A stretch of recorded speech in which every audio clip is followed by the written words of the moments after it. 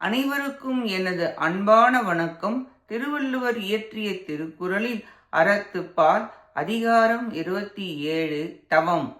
மனம் பொறிவழி போகாது நிற்றல் விரதங்கள் தவம் ஆகும். உண்டி சுருக்குதலும் அறிவு முதிர்ச்சி ஏற்பட தவம் சித்திக்கும். உயிரின் துன்பம் பொறுத்தால் எல்லா உயிரையும் மதிப்பாய்.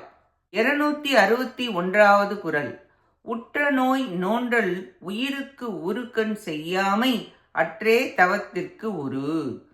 தனக்கு வந்த துன்பத்தை பொறுத்தலும் மற்ற உயிர்களுக்கு துன்பம் செய்யாதிருத்தலும் ஆகிய இவையே தவத்திற்கு இலக்கணமாகும். உனக்கு வரும் துன்பம் பொறுக்க வேண்டும், இன்னொரு உயிருக்கு துன்பம் செய்யாமல் இருக்க வேண்டும். தவம் செய்வது துன்பத்தை தானே ஏற்று மற்றவரையும் துன்பப்படுத்தாமல் வாழ்வது தவம் எனப்படும்.